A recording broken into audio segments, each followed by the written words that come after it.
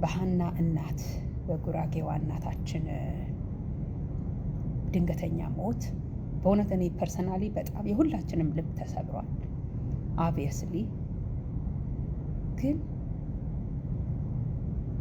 መላምት የምትመቱ ሰዎች አንዳንዶቻችሁ ኢትዮጵያ ሴት ሆነሽ ኢትዮጵያ ውስጥ አንዳለሽ የሴት ጽር የሆንሽ እናቷ ብታሳርፋቸው ኖሮ ቤት ውስጥ ስራ እያሰራች ቢዝነስ እያሰራች ምትሉ እዚህም ሆናችሁ ባትሰራ ኖሮ መተው እዚህ ባታሰራቸው ኖሮ ምን አይሞቱም ነበር? የተፈጠረው ኢንሲደንት አይፈጠርም ነበር? ሲጀመር እንደዚህ አይነት መልካም ሰዎች ድንገት ነው የሚጠሩት። አይታመሙም፣ ብዙ አይሰቃዩም። ብዙ እድሜ ገፍተው አርጅተው ቆሻሻ የዚህ ሀገር ኮተት ኃጢአት እስከሚሰበስቡ አይፈቀድላቸውም። እንደዚህ ነው ድንገት የሚጠሩት። ይህን ማወቅ አለባቸው። ሲቀጥል ኮኢንሲደንት is there all the time። የሆነ ሰው እንዲታመም የምታረጉበት ጥረት በጣም ነው የሚያሳዝነው። you wish እንደዚች አይነት ልጅ ብትሆኑ ለእናታችሁ you wish። ከዚህ በላይ ምን ታርግች ልጅ? እንደ ህፃን ልጅ ከት ብለው እንዲስቁ። ለመሆኑ የኔና ያንተ እናት እንደዚህ ከልቧ ስቃ ታቂ ሆን? ለመሆኑ የኔና ያንተ እናት የኔና ያንቺ እናት በ60 ምናምን በ64 በ65 በ66 ዓመቷ እንደዚህ አይነት ኦፖርቹኒቲ ቢሰጣት ወገቧ ቆሞ ስራ ይሰራል? እንደኚህ እናት አይኗ እንዲፈካ ብሎ ይታያል ወይንስ ጉልበታ አይብረከረክም? ቀጥ ብሎ ይቆምና ስራ ይሰራል? እንደዚህ አይሰራም እኮ። የኔና ያንተ አባት ቤት ጎጆ ደሟን በስትሮ መጦ ነው አሁን ያለችበት እድሜ ያደረሳት።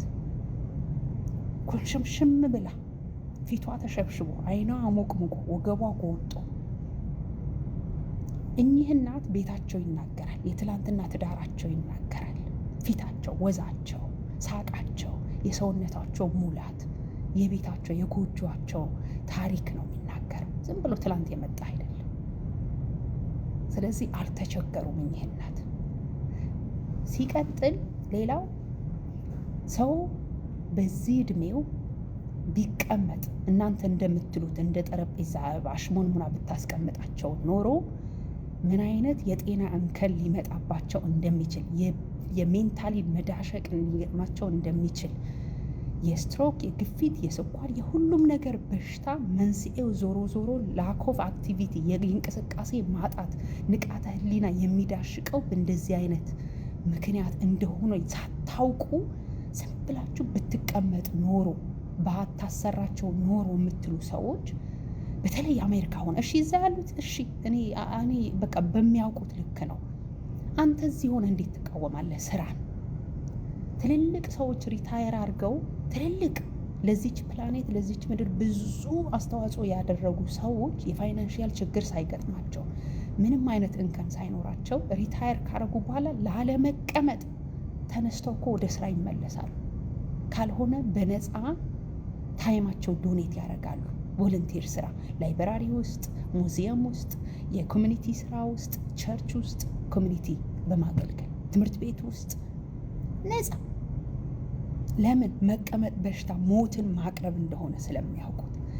እኚህ እናት እንዲህ እንዳማሩ እኛን በፍቅር መያዛቸው ምን አጠፋች ይችላል?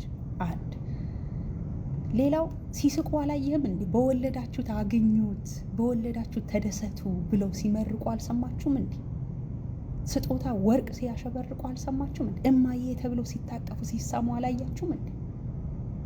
ምኑ ጋ ነው እች ልጅ ልትወቅሳት የምትዳህሩት? ወይንስ ሰውን በምንም መልኩ ማሳመም ስራችን ሆኖ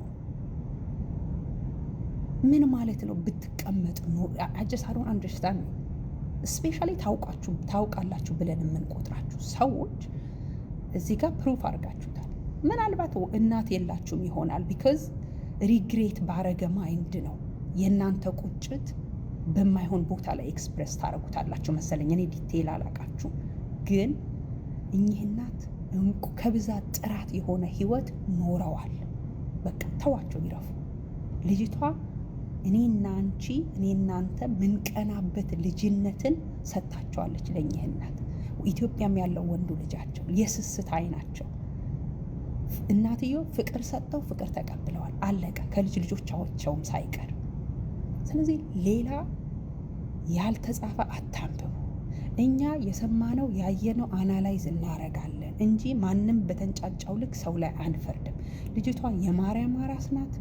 እኛም ይኸው ቀጠፍንባት፣ ይኸው እኛም በቁስሏ ላይ ቁስል ጨመርን። እግዚአብሔር ካንቺ ጋር ይሁን በሏት። በቃ ተዋት።